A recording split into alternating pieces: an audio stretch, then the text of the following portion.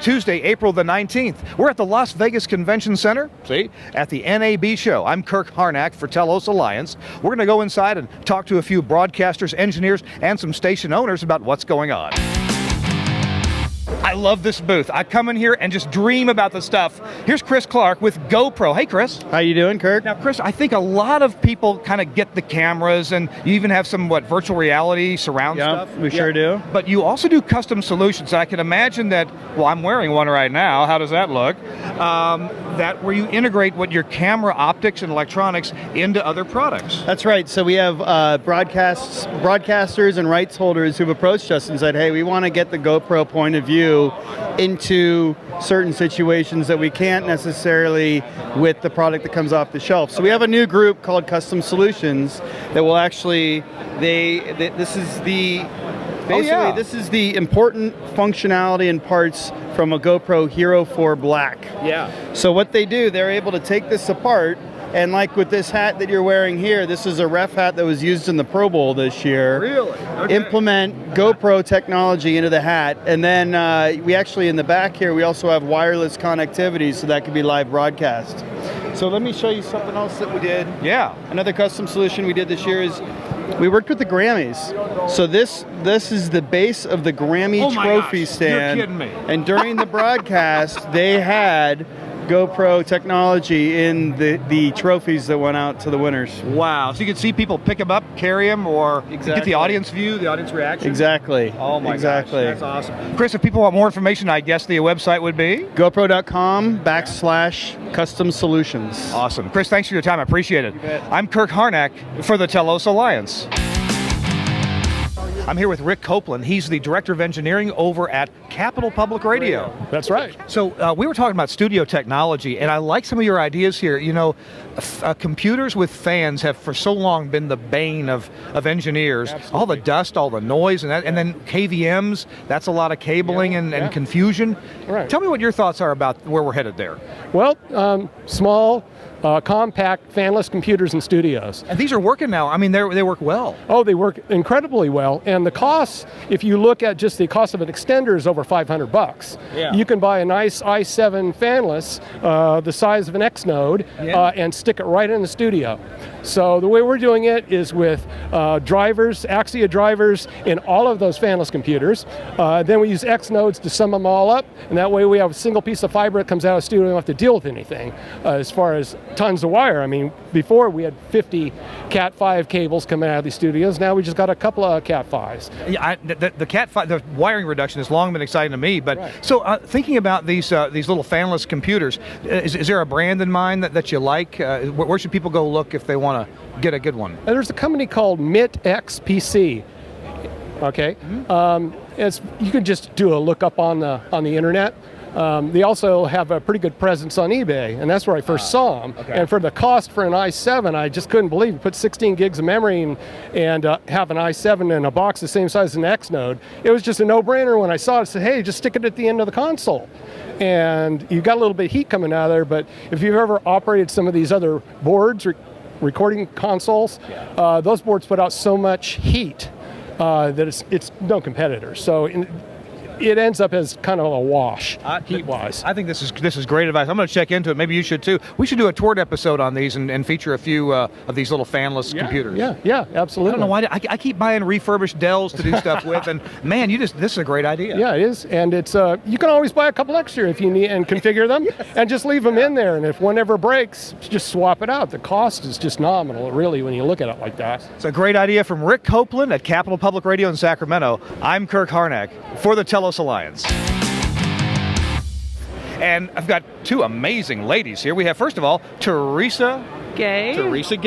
And I just found out you're married to Michael Gay. Most amazing, upstanding man on the planet. He is. He's a good guy. He is. You got something in your hands I want to talk about in just a minute, right? Yes. Hang on. Over here is Jessica Shute. Hey, Jessica. Hi. How are you? I'm doing great. So you are kind of the face from time to time of Broadcaster General Store. I am. People know you. Sometimes. What is hot? What are people asking you about here? A lot of video streaming applications. Really? Yeah. Yeah, like what we're doing now. Yes, exactly. Kind of like this. Yeah, okay. Except more mobile truck applications. So Well, are you guys going to sell trucks? we are not going to sell trucks. But I mean, if you want one, I'm sure we can arrange something. So give me a clue real quick on what I'm going to be talking to Teresa about. Well, Teresa has 2 lovely children and a lovely husband as well that are making these devices called Nautobots.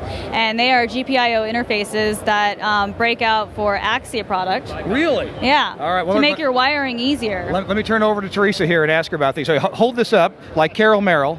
There we go. La la. Not a bot yet. Now tell me what this is. This is one of our primary products. It is 2 breakout boards for the Axia GPIO node.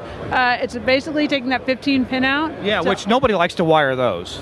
Exactly, and that's where the idea came from, was all the hours and hours wiring, and you just get this, and you plug it right in, goes out to RJ45, and we've got a basic breakout that does just that, and then we've got a relay board as well that's got some onboard relays to give you, I always call it the amped up, the little extra kick of power, so you can do your on-air lights or light up your tally lights.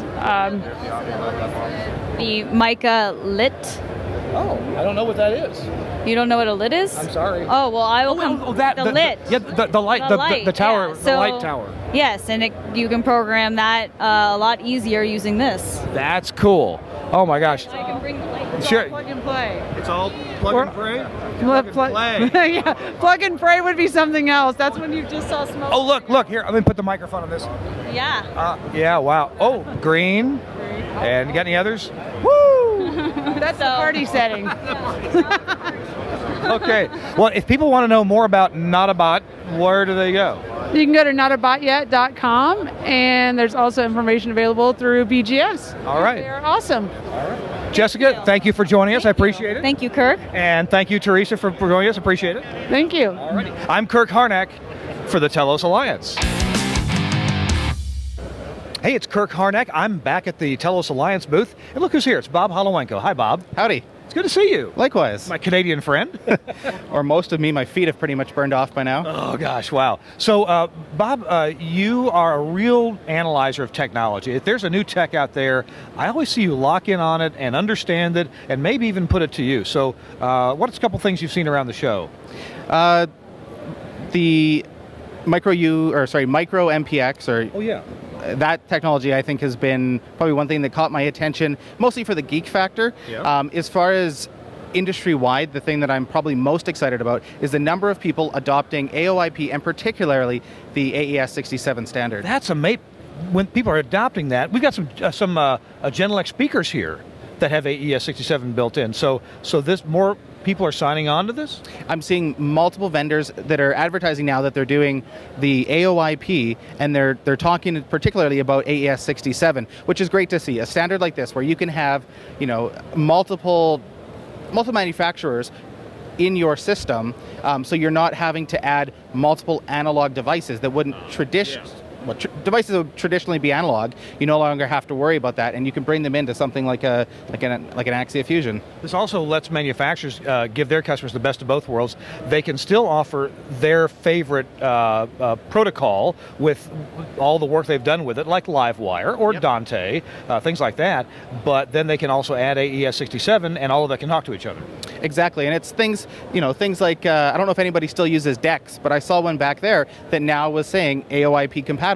So something like that, where you would have had to have gone into either an analog or digital non-IP connection in through some other sampling medium. Now it's directly onto the network. That's awesome. Bob, thank you for showing up. I appreciate it very much. Oh, thanks. And I'm Kirk Harnack for the Telus Alliance.